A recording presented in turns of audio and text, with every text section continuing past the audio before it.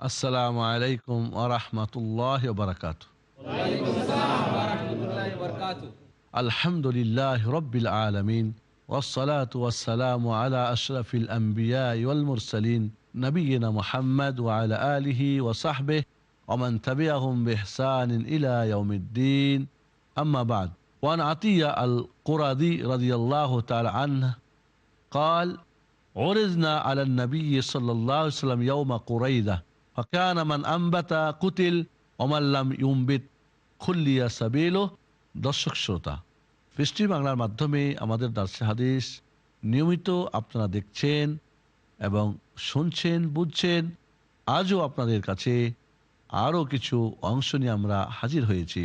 আলোচনার শুরুতেই আপনাদেরকে ধন্যবাদ, মোবারকবাদ জানিয়ে আমরা দার্সে হাদিস শুরু করছি। একজন ছেলে বা মেয়ে কখন সাবালক বা সাবালিকা হয়, এর কিছু আলামত রয়েছে।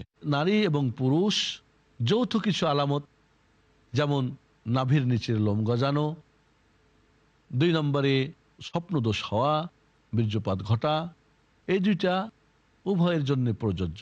বাকি ছেলেদের জন্যে দাড়ি মোজ গজানো, এটা একটা যেমন আলামত রয়েছে। মেয়েদের জন্য আলাদা তাদের মাসিক পিরিয়ড শুরু হওয়া। এগুলির মাধ্যমে বুঝতে হবে ছেলে মেয়ে সাবালক হয়েছে, এবং সাবালক হলে যে তাদের প্রতি যে সমস্ত শরীয়তের বিধিনিষেধ প্রযোজ্য, তাদেরকে করণীয় বর্জনীয়, সে ব্যাপারে আমাদেরকে কি করতে হবে, অবশ্যই মনে রাখতে হবে। অনেক সময় দেখা যায় অনেক মা বা অনেক বাবা বুঝেই না তার ছেলে সাবালক হয়েছে না হয় নাই, মেয়ে সাবালিকা হয়েছে না হয় নাই। অনেক সময় দেখা যায় বড় হয়ে গেছে, সবকিছুই তার আলামত পাওয়া যাচ্ছে, প্রকাশ পেয়েছে, বলে আমার বাচ্চা এখন ছোট আছে, রোজা রাখবে না, এখনো তার সালাত বুঝি হয় নাই, এখনো তার বিভিন্ন মাসলা মাসাইলের ব্যাপারটা বুঝে উঠতে পারি না। এখানে আব্দুল্লাহ ইবনে ওমর রাদিয়াল্লাহু আনহু হাদিসের দ্বারা আমরা বুঝতে পারলাম যে উহুদের যুদ্ধে তাকে পেশ করা হয়েছিল রাসূলের কাছে, অনুমতি দেন নাই যুদ্ধের জন্য। আবার 15 বছর বয়স যখন খন্দকের যুদ্ধ, তখন তাকে অনুমতি দেওয়া হলো। তাহলে কোনো আলামত যদি প্রকাশ না পায় ছেলে বা মেয়ের ক্ষেত্রে, তাহলে সর্বশেষ যেটা 15 বছর বয়স হয়ে গেলে হতে পারে হরমোনের কারণে অনেক বাচ্চারা অনেক সময় দেরি হয়, তাদের যে বাহ্যিক যে আলামতগুলি প্রকাশ পায় না। এক্ষেত্রে ছেলে হোক আর মেয়ে হোক 15 বছর বয়স হলেই বুঝতে হবে সে সাবালক বা সাবালিকা হয়ে গেছে। অফি রিওয়ায়াতিল বাইহাকি ফালাম ইউজিজনি ওয়ালাম ইয়ারানি বালাগতু। বাইহাকির বর্ণনা আছে, আব্দুল্লাহ ইবনে ওমর বলেন, আমাকে অনুমতিও দিলেন না এবং আমি বালেগ হয়েছি, সাবালক হয়েছি, এটাও তিনি মনে করলেন না। তাহলে 15 বছর লাস্ট আমাদের জন্য একটা সীমা বেঁধে দেওয়া হলো। একটা আমাদের ব্যবসা বাণিজ্যের ক্ষেত্রে, লেনদেন ক্ষেত্রে, যুদ্ধের ক্ষেত্রে, বায়াতের ক্ষেত্রে যারা সাবালক তাদের এবং যারা নাবালক তাদের ভিতরে অবশ্যই কিছু বিধানের পার্থক্য রয়েছে। ওয়ানাতিয়াতুল কুরাদি রাদিয়াল্লাহু তাআলা আন, মদিনায় 3টি ইহুদিদের গোত্র ছিল। এই গোত্র 3টার মধ্যে বানু কুরাইজা, এরা আল্লাহর নবী আলাইহিস সালাতু ওয়াস সালামের সঙ্গে তারা খেয়ানত করেছে। তাদের সঙ্গে মদিনায় গিয়ে আল্লাহর নবী চুক্তি করেছিলেন বাইরের কোনো শক্তিকে সহযোগিতা করবে না, প্রয়োজনে মুসলমানদেরকে সহযোগিতা করবে, ইত্যাদি ইত্যাদি। কিন্তু এরা এই ইহুদি, এরা বিভিন্ন সময় খৈবারের ইহুদিদের সঙ্গে সঙ্গোপনে এবং মক্কার কাফেরদের সঙ্গে বিভিন্নভাবে আতাত করে ইসলাম ও মুসলমানদেরকে, আল্লাহর নবীকে কষ্ট দেওয়ার বিভিন্ন ষড়যন্ত্র তারা লিপ্ত হয়েছিল। এই যুদ্ধটা জিলকাদা মাসে 5ম হিজরিতে অনুষ্ঠিত হয়েছিল। সেই যুদ্ধে যেটা ফয়সালা হয়েছিল যে এদের যারা পুরুষ তাদেরকে সাবালক হলে হত্যা করতে হবে, আর যারা নাবালক তারা এবং নারীদেরকে ছেড়ে দিতে হবে। এদেরকে কি করতে হবে, এদেরকে দাস দাসী বানায় নিতে হবে। এক্ষেত্রে এই আতিয়াল কোরাদি বলে, সে বানু কুরাইজা বংশের, সে তখন ছোট্ট একজন বাচ্চা, সে বলে যে আল্লাহর নবীর কাছে আমাদেরকে পেশ করা হলো কোরাইজার দিন, ফাকানা মান আমবাতা কুতিল ওমাল্লাম ইউমবিত খুল্লিয়া সাবিলু, যার নাভির নিচের লোম প্রকাশ বের হয়েছিল তাদেরকে হত্যা করা হয়েছিল, আর যাদের নাভির নিচের লোম এখনো বের হয় নাই, প্রকাশ পায় নাই, তাদেরকে ছেড়ে দেওয়া হয়েছিল। তাহলে এটা একটা সাবালক হওয়ার আলামত। এই হাদিস দ্বারা আমরা বুঝতে পারি ফাকুনতু মিম্মান লাম ইউমবিত ফাখুল্লিয়া সাবিলি। আতিয়া কারজি বলেন যে আমি ওদের অন্তর্ভুক্ত ছিলাম যাদের তখনও কোনো নাভির নিচের লোম গজায়নি। তাই নাবালক বলে আমাকে ধরে নেওয়া হয় এবং আমাকে ছেড়ে দেওয়া হয়। পরবর্তীতে এই ছোট্ট সাহাবী তিনি ইসলাম গ্রহণ করেন, আর তাকে সাহাবী সে মান মর্যাদা সে গ্রহণ করতে পারে। এই হাদিসটি 4 জনে বর্ণনা করেছেন, অর্থাৎ আবু দাউদ, নাসাই, তিরমিজি, ইবনে মাজাহ। ওয়াসাহ ইবনে হিব্বান ওয়াল হাকিম, ইবনে হিব্বান এবং হাকিম হাদিসটিকে সহিহ বলেছেন। তাহলে এর দ্বারা আমরা সাবালক এবং নাবালকের মধ্যে পার্থক্যের এটাও একটা আলামত আমরা জানতে পারলাম। ওয়ান আমর ইবনে শুআইব আন আবিহি আন জাদ্দিহি আন্না রাসূলুল্লাহ সাল্লাল্লাহু আলাইহি ওয়াসাল্লাম قال لا يجوز لامرأة عطية إلا بإذن زوجها। আমর ইবনে শুআইব তিনি তার বাবা তার দাদা থেকে বর্ণনা করে বলেন, আল্লাহর নবী আলাইহিস সালাতু ওয়াস সালাম বলেছেন, লা ইয়াজুজু লিমরাতিন আতিয়া, কোন মহিলার জন্য তার স্বামীর অনুমতি ছাড়া তার স্বামীর ধন সম্পদ থেকে কিছু অন্যকে দেওয়া জায়েজ নেই। আমরা এর আগে পড়ে এসেছি, জেনে এসেছি যে জায়েজ রয়েছে। সে যদি দেয় গায়রা মুফসিদা, স্বামীর কোনো সম্পদ নষ্ট করার উদ্দেশ্য নয়, বরং সে বিবেকবান, বুদ্ধিমান, সে সংসার বুঝে, তার প্রিয়জন স্বামীর অর্থকড়ির হেফাজত বুঝে সে যদি দান করে সে নেকি পাবে, তার স্বামী পাবে, এবং যে এর খাজেন বা যে খাদেম অন্যদেরকে ফকিরের মিসকিন হাতে উঠিয়ে দিবে তারা সমপরিমাণে নেকি পাবে। এক্ষেত্রে আমরা দেখতেছি নিষেধ। অর্থাৎ এই হাদিসের অর্থ হলো এই যে যদি গায়র রাশিদা হয়, স্বামীর ধন সম্পদ খরচ করার ব্যাপারে, কাউকে দেওয়ার ব্যাপারে এতটুক তার বিবেক বুদ্ধি নেই, এক্ষেত্রে তার জন্য জায়েজ না অনুমতি ছাড়া। বাকি যদি সে সবকিছু বুঝে, তার বিবেক দিক থেকে সব ঠিক থাকে এবং খরচের ব্যাপারে সে হুঁশিয়ার হয়, সংসারের ব্যাপারে সে সজাগ হয়, এক্ষেত্রে জায়েজ হবে যে হাদিস এর আগে আমাদের কাছে চলে গিয়েছে। অফি লাফজিন লা ইয়াজুজু লিল মারআতি আমরুন ফি মালিহা ইদা মালাকা যাওজাহা ইসমাতাহা, রাহু আহমদ ওয়া সাহাবুস সুনান ইল্লা তিরমিজি ওয়া সাহুল হাকিম। অন্য বর্ণে আছে লা ইয়াজুজু লিল মারআ আমরুন ফি মালিহা, কোনো মহিলা তার নিজস্ব ধন সম্পদে নিজে যা ইচ্ছা তা করতে পারবে না, তার কোনো কর্তৃত্ব চলবে না। ইদা মালাকা যাওজুহা ইসমাতাহা, যখন তার স্বামী তার মালিক হয়ে যাবে।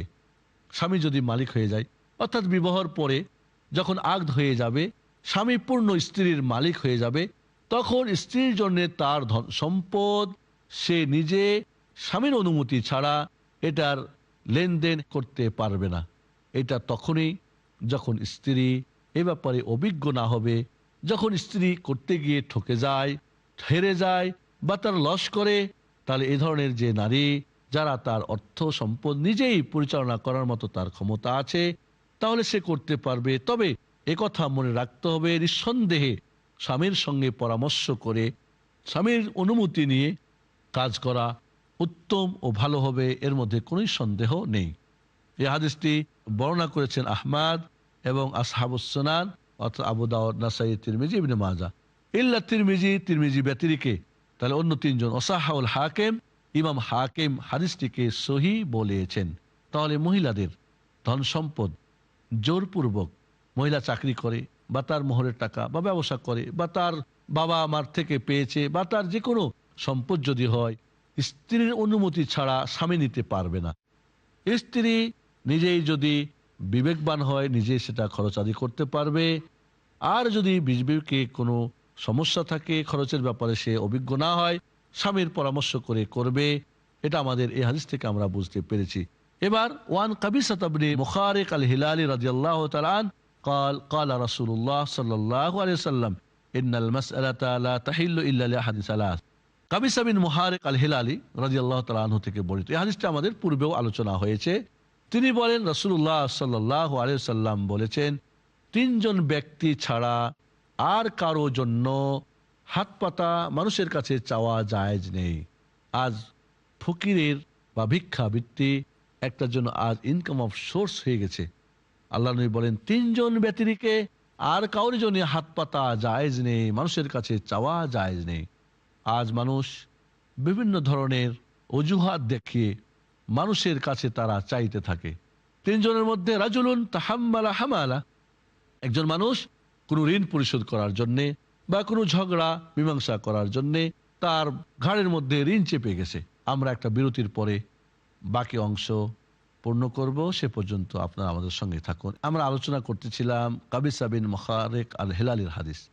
যেটা ইতিপূর্বে আমাদের বর্ণিত হয়েছে বা আমরা আলোচনা করেছি। তিনজন ব্যতিরিকে আর কারো জন্য মানুষের কাছে চাওয়া হাত পাতা জায়েজ নেই। এক নম্বর হলো, একজন মানুষ মীমাংসা করতে গিয়ে, কাউরি ঋণ পরিশোধ করতে গিয়ে, কাউরি দায়িত্ব নিজের কাঁধে নিতে গিয়ে এমন ঋণগ্রস্ত হয়ে গেছে এটা আর আদা করতে পারছে না, বা কাউরি দিয়াত দিবের হয়তো দায়িত্ব নিয়েছে আর পারছে না, এই সময় ফাহাল্লাত লাহুল মাসআলা, এইটা কারণ দর্শিয়ে মানুষের কাছে চাইতে পারবে, যেহেতু সেটা নিজের জন্য না, অন্যের জন্য, অন্যের দিয়ত বা অন্যের রক্তপণ বা অন্যের ঋণ বা অন্যের মীমাংসা করতে গিয়ে সে যে খরচ করেছে সেটা তার জন্য তখন চাওয়া জায়েজ রয়েছে, সরকারিভাবে বা বেসরকারিভাবে। হাত্তা ইউসিবা কিওয়ামান সুম্মা ইউমসিক, সে তার চলার গতি ফিরে আসবে, এরপরে সে কি করবে, নিজে বন্ধ করবে, আর চাওয়া যাবে না। সে চলার মতো সঙ্গতি হয়ে গেলে আর বেশি করার জন্য চাইতে পারবে না, ওখানে তাকে স্টপ করতে হবে।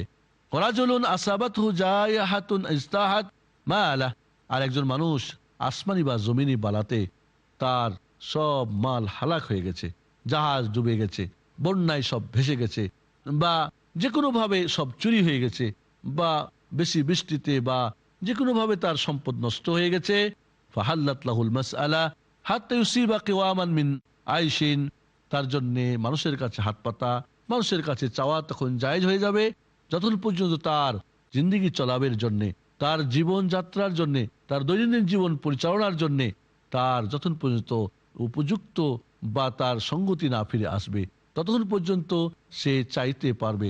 যখনই তার চলার মতো হয়ে যাবে তখন সে আর হাত পাততে পারবে না। ওয়ারাজুলুন আসাবাতহু ফাকা হাত্তা ইয়াকুলা সালাসাতুম মিন যাবিল হিজা মিন কওমিহি লাকাদ আসাবাত ফুলানান ফাকা ফাহাল্লাত লাহুল মাসআলা, রাহু মুসলিম। আর তৃতীয় ব্যক্তি হলো যার ফাকা, অভাব, অনটন, সমস্যা, প্রয়োজন অনেক, ইনকাম নাই, গরিব, মিসকিন, ফকির, অভাবে জর্জরিত হয়ে গেছে। ওই ব্যক্তির জন্য যদি তার জাতির তিনজন জ্ঞানবান ব্যক্তি সাক্ষী দেয় যে অমুক ব্যক্তি অভাবগ্রস্ত, তার কিছুই নাই, গরিব, মিসকিন, তিনজন যদি তার কওমের, তার জাতির জানাশোনা যারা বলে সাক্ষী দেয়, সাক্ষী দিবে যে অমুক ব্যক্তি একেবারে কিছুই নাই, একেবারে নিঃস্ব, রিক্ত, হাল্লাত লাহুল মাসআলা, এমন সার্টিফিকেট পাওয়ার পরে তার জন্য মানুষের কাছে চাওয়া জায়েজ হবে, এর আগে সে চাইতে পারবে না। তাহলে এই যে ভিক্ষা বৃত্তি আছে তারপরও বেশির জন্যে হাত পাতে, মনে রাখতে হবে এই ধরনের কাজ শরীয়তে নিষেধ। ভিক্ষাবৃত্তি ইসলামে নেই, নবীর শিক্ষা করোনা ভিক্ষা। এর আগে আমাদের গিয়েছে আল্লাহর নবী আলাইহিস সালাম বলেছেন জঙ্গল থেকে কাঠ কেটে পিঠে করে বাজারে বিক্রি করে খাবে, এটাই হবে উত্তম। কাজে নবীর শিক্ষা, আল্লাহর নবী নিজেই, অন্য যেখানে হাদিসে আমরা বলেছিলাম যে নিজেই কুঠার বাট লাগিয়ে দিয়ে তাকে কাজ করতে বললেন। তাহলে ইসলামের শিক্ষা, আজ ইসলামের পোশাক পরে অনেক সময় দেখা যায় যারা ভিক্ষুক ওরা একটু দাড়ি রেখে দেয়, মাথায় টুপি নিয়ে নেয়, পাঞ্জাবি পরে, হয়তো বাড়িতে এই ধরনের সে পোশাক না, বা আগেও তার এই ধরনের পোশাক ছিল না। তাহলে ইসলামের লেবাস পরে ইসলাম বিরোধী একটি কাজ করা, এটা কিন্তু বড় অন্যায়। শুধু এক্ষেত্রে না, বিভিন্ন ক্ষেত্রে আমরা দেখে থাকি যে ইসলামের লেবাস পরে, ইসলামের পোশাক ভ্যাস ধরে ইসলামে যা নিষেধ তা করে ইসলামকে এবং মুসলিমকে কলঙ্কিত এক শ্রেণীর মানুষ করে থাকে। আমরা বলবো আপনি নিজের অন্যায় দিয়ে ইসলামকে, মুসলিমকে কলুষিত করবেন না। আজ একথাও আমরা বলবো, কোনো ব্যক্তি যদি ইসলামকে জানতে চায়, তাহলে মুসলমানকে দিয়ে যদি পরীক্ষা নিতে চায় যে মুসলমানরা কি করে, সেইটা দিয়ে যদি ইসলামকে মাপতে চায়, কখনোই সঠিক ইসলাম সে জানতে পারবে না। হ্যাঁ, তবে যদি মুহাম্মদুর রাসূলুল্লাহ সাল্লাল্লাহু আলাইহি সাল্লামকে দিয়ে পুরো ইসলামকে জানতে চায় তাহলে সম্ভব। অন্য কোনো একক ব্যক্তি দিয়ে আর বর্তমানের মুসলমান দিয়ে ইসলামকে যাচাই করা কঠিন। আজ অনেক অমুসলিম রয়েছে যারা এই কথা বলেন যে যখন আমরা কোরআন এবং হাদিসের রিসার্চ এবং গবেষণা এবং লেখাপড়া করি তখন ইসলামকে আমাদের পছন্দ হয়, কিন্তু যখন আমরা মুসলমানকে দেখি, মুসলমানদের চরিত্র, তাদের ক্যারেক্টার, তাদের লেনদেন, তাদের চলাফেরা, তাদের ভাবভঙ্গি, তাদের সবকিছুর মধ্যে যখন আমরা দেখতে পাই ইসলামের অপরিপূর্ণ অবস্থা, বরং বিশৃঙ্খলা অবস্থা, বরং ইসলাম বিরোধী কার্যক্রম, তখন আমাদের ইসলাম পছন্দ হয় না। এমন আমরা দেখেছি যে 20 বছর ধরে ইসলাম স্টাডি করে যখনই মুসলমান দেখেছে তখনই ইসলামকে গ্রহণ করার মতো আর তার সেই মানসিকতা হারিয়ে ফেলেছে। শেষ পর্যায়ে গিয়ে একজন আমেরিকান যখন তার মাথায় ঢুকলো যে না, ধর্ম এটা আল্লাহর পক্ষ থেকে, কোরআন সুন্নাহ আল্লাহর পক্ষ থেকে, মানুষের জন্যে, কোনো ব্যক্তির জন্যে সৃষ্টিকর্তা কেন দোষী হবেন, রাসূল কেন এর জন্য দোষ ঘাড়ে নেবেন।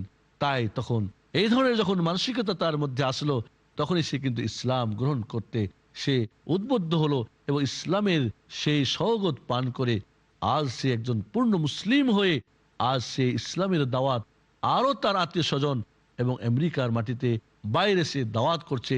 এই ধরনের মানুষ আমাদের কাছে অনেক পরিচিত রয়েছে। এবার আমরা বাণিজ্য ব্যবসা পর্বের 7 নম্বর অধ্যায় আমরা যেটা পড়বো সেটা বাবুস সুলহ, মীমাংসা করে দেওয়া। মীমাংসা করে দেওয়া এটা ইসলামের একটা সৌন্দর্যের মধ্যে অন্যতম সৌন্দর্য। হাত থাকতে মুখে কেন, এই ধরনের কথা যখন আমরা শুনি কোনো মুসলমান থেকে তখন বড় আশ্চর্য লাগে। দুইজনে ঝগড়া করতেছে, কথা কাটাকাটি করতেছে, বাইরে থেকে সাউন্ড করছে, আরে হাত থাকতে মুখ কেন, বা যদি হাত দিয়ে লড়াই করে তাহলে অস্ত্র থাকতে হাত কেন। এই যে এই ধরনের আজ ইসলাম বিরোধী কথাবার্তা, আরো ঝগড়া লাগাই দেওয়া, উস্কানি দেওয়া, আরো বেশি করে শক্ত করে দেওয়া, এটা ইসলামের কাজ নয়। ইসলাম দুই ভাইয়ের মধ্যে কোনো ঝগড়া হয়েছে, ভুল বোঝাবুঝি হয়েছে লেনদেনে, তাহলে তাদের মধ্যে মীমাংসা করে দাও। এবং মীমাংসার ক্ষেত্রে ইসলামে মিথ্যা কথা বলাকেও জায়েজ করে দেওয়া হয়েছে, তবে যতটুকু জরুরি অতটুকু, এক্ষেত্রে বেশি করে বাড়াবাড়ি জায়েজ নেই।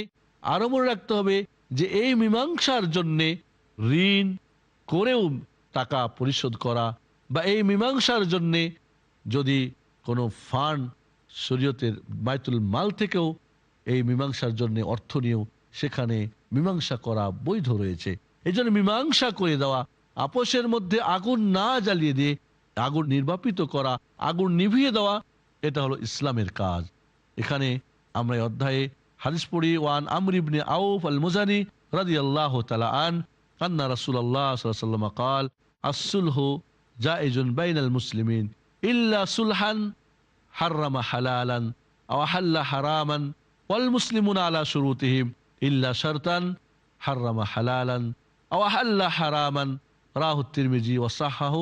আমর ইবনে আউফ আল মুজানি থেকে বর্ণিত, আল্লাহর নবী সাল্লাল্লাহু আলাইহি ওয়াসাল্লাম বলেছেন, আস-সুলহু জায়েজুন বাইনাল মুসলিমিন, মুসলমানদের মধ্যে মীমাংসা করে দেওয়া এটা জায়েজ কাজ। তো মীমাংসা করতে গিয়ে লা সুলহান হাররামা হালালান, মীমাংসা করতে গিয়ে কোনো হালালকে হারাম করে দিবে, আও আহাল্লা হারামান, অথবা কোনো হারামকে হালাল করে দিবে, তা জায়েজ নেই। অর্থাৎ আল্লাহর বিধান, এর রীতিনীতি, এর নিয়ম রীতির মধ্যে থেকেই সুলহ মীমাংসা করে দেওয়া জায়েজ।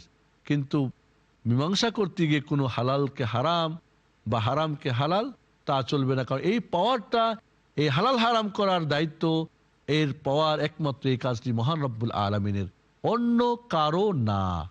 এই জন্যে আরো আল্লাহ নবী বলেন, অল মুসলিমুনা আলা শুরুতিহিম, মুসলমানরা একে অপরে যে শর্ত আরোপ করবে সেই শর্ত পালন করতে হবে। এক ভাই আরেক ভাইকে শর্ত দিয়েছে লেনদেনের ক্ষেত্রে, বেচা ক্ষেত্রের ক্ষেত্রে, বিয়ে শাদীর ব্যাপারে, তাহলে যে শর্ত করবে আর শর্ত মেনে নেবে, যদি সেটি বৈধ শর্ত হয় তাহলে এই শর্ত অবশ্যই পূরণ করতে হবে। ইল্লা শারতান হাররামা হালালান, কিন্তু ওই ধরনের শর্ত যেটা হালালকে হারাম বানিয়ে দেয়, আও আহাল্লা হারামান, অথবা হারামকে হালাল বানায়, ওই ধরনের শর্ত ইসলামে চলবে না, নিষিদ্ধ। তাহলে লেনদেনের ক্ষেত্রে, মীমাংসার ক্ষেত্রে মনে রাখতে হবে কোনো হালালকে হারাম আর হারামকে হালাল বানা যাবে না। কোরআন ও সুন্নাহর আলোকে যথাসম্ভব মীমাংসা করতে হবে, এটাই হলো ইসলামের দায়িত্ব, কর্তব্য। রাহু তিরমিজি ও সাহা, হাদিস ইমাম তিরমিজি বর্ণনা করেছেন এবং সহিহ বলেছেন, ওয়ান আবি হুরায়রা রাদিয়াল্লাহু তাআলা আন্না নবী সাল্লাল্লাহু আলাইহি ওয়াসাল্লাম قال لا يمنع جار جاره أن يغرز خشبة في جداره ثم يقول أبو هريرة رضي الله تعالى عنه ما لي أراكم عنها معرضين। আবু হুরায়রা রাদিয়াল্লাহু থেকে বর্ণিত, তিনি বলেন যে আল্লাহর নবী সাল্লাল্লাহু আলাইহি ওয়াসাল্লাম বলেছেন, কোন প্রতিবেশী, পড়োশী আর এক প্রতিবেশীকে তার ওয়ালের মধ্যে কোনো কাটা বা কোনো কিছু ঝুলিয়ে রাখার জন্যে সেখানে যদি কাটা বা পেরেক মারে সেটা নিষেধ করতে পারবে না।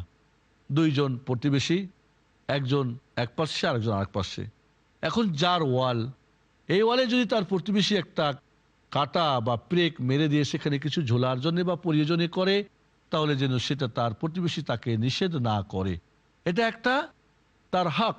প্রতিবেশী আর এক প্রতিবেশীর প্রতি হক রয়েছে। আমরা এর আগেও একবার বলেছিলাম যে 10 প্রকার হক রয়েছে: আল্লাহর হক, রাসূলের হক, বাবার হক, স্বামী স্ত্রীর হক, ছেলে মেয়েদের হক, প্রতিবেশীর হক, আত্মীয় স্বজনের হক, সাধারণ মুসলমানদের হক, রাজা প্রজার হক এবং অমুসলিম যারা তাদেরও কিন্তু হক রয়েছে। তো এই যে হকগুলির ব্যাপারে প্রতিবেশীর হক হলো যে যদি তার প্রতিবেশী তার ওয়ালে কোনো প্রেক দেয়, কোনো গর্ত খুঁড়ে বা প্রেক দিয়ে বা কাটা পুঁতে সেখানে কিছু রাখতে চায়, তাহলে সেটা তাকে দিতে হবে, এটা তার হক। আবু হুরায়রা রাদিয়াল্লাহু তাআলা পরে বললেন, মা লি আরাকুম আনহা মুরিদিন, তোমাদের কিভাবে আমি দেখতেছি তোমরা এটা থেকে যেন এরাজ করছো, বিমুখ হচ্ছ। এই যে হক প্রতিবেশীর রয়েছে দেওয়ার ব্যাপারে তোমাদের কেন যেন অনীহা দেখতেছি। আল্লাহর কসম করে বলি, এইটা হক এত বড় প্রমাণিত যে আমি যেন তোমাদের ঘাড়ের উপরে এটাকে চাপাই দিলাম। এইভাবে শক্তভাবে আল্লাহর নবীর সাহাবী আবু হুরায়রা তার উপস্থিত জনতাকে এইভাবে বুঝিয়ে বললেন, মানে এই সুন্নতটা আমি তোমাদের কাছে যেন জোর করে তোমাদের ঘাড়ে চাপিয়ে দিচ্ছি, এটা মান্য করার মতো, এটা পালন করার মতো একটি সুন্নত বা হক প্রতিবেশীর।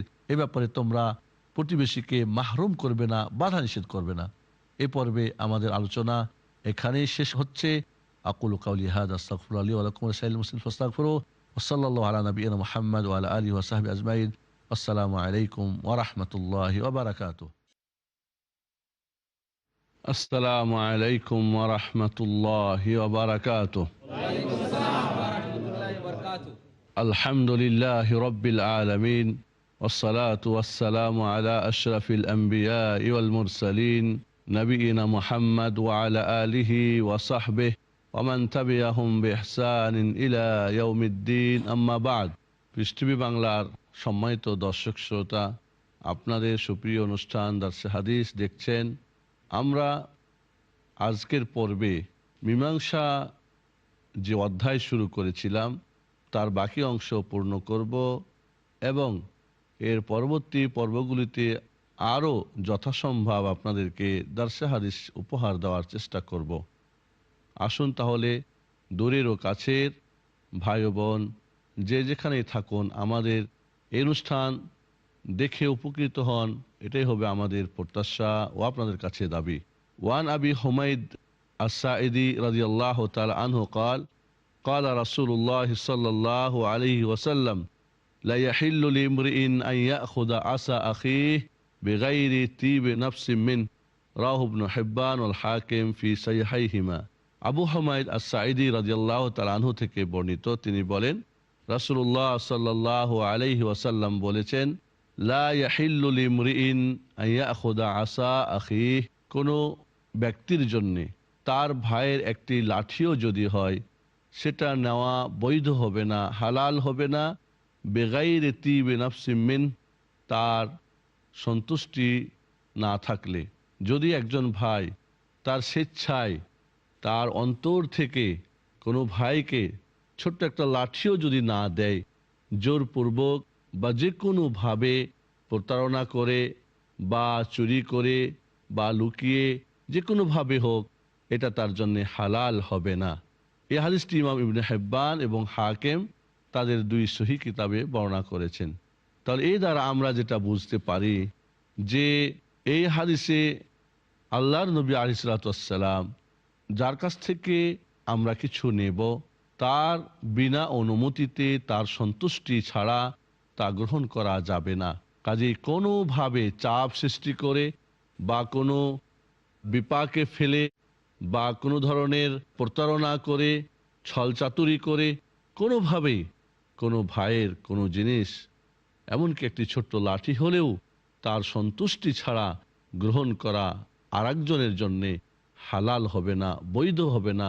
কাজেই আমরা যখন কেউ কাউরি কোনো কিছু হক তসরুফাত করবে, অন্যায়ভাবে গ্রহণ করবে, সেক্ষেত্রে মীমাংসা করে দেওয়া, সেক্ষেত্রে যারা দায়িত্বশীল আছেন, যাদের ক্ষমতা আছে এই ধরনের অন্যায় অবিচার থেকে মানুষকে বাঁচাবের জন্যে, মীমাংসার জন্য এগিয়ে আসা, কোর্টে মীমাংসার সুব্যবস্থা থাকা, এটাই হবে প্রয়োজন, যাতে করে কেউ কাউরি প্রতি কোনো অন্যায় করে, অবিচার করে ছাড় যেন না পেয়ে যায়। আজ বিপর্যয় প্রতিটি ক্ষেত্রে। মানুষ মানুষকে কিভাবে ঠকাবে, মানুষ মানুষের কাছ থেকে কিভাবে তার সে চাক আর না চাক, জোরপূর্বক হোক, কৌশলে হোক, বিভিন্নভাবে একে অপরের সম্পদ আজ ভক্ষণ করার বিরাট এক অবস্থা আমাদের সমাজে আমরা দেখতে পাই। তাহলে কেউ যদি হাক্কুল ইবাদ, কোনো ভাইয়ের কোনো হক নষ্ট করে, এর জন্য তাকে অবশ্যই জবাবদিহি করতে হবে আল্লাহর কাঠগড়ায়। এই পৃথিবীতে তার অবশ্যই বিচার হওয়া জরুরি, তার জন্যে কোর্ট কাচারি থাকা জরুরি, যেখানে মানুষ সুষ্ঠু বিচার পাবে। এই হাদিসটি দ্বারা আমরা মীমাংসা যে অধ্যায়, এটা আমরা শেষ করতে পেরেছি। এই মীমাংসাটা দুইভাবে হতে পারে। একটা হলো কি, যে স্বীকার করে নেওয়া। একজন মানুষ স্বীকার করেছে কিন্তু কত সে জানে না, এক্ষেত্রে মীমাংসার প্রয়োজন রয়েছে। একজন মানুষ অস্বীকার করতেছে, অস্বীকারের ক্ষেত্রে তাকেও প্রমাণ পুঁজি দ্বারা বাস্তবে সেটা বাস্তবায়ন করতে পারলে, সাব্যস্ত করতে পারলে, তার যে এই যে অস্বীকার করতেছিল, অস্বীকার করতে গিয়ে সেক্ষেত্রেও মীমাংসার প্রয়োজন রয়েছে।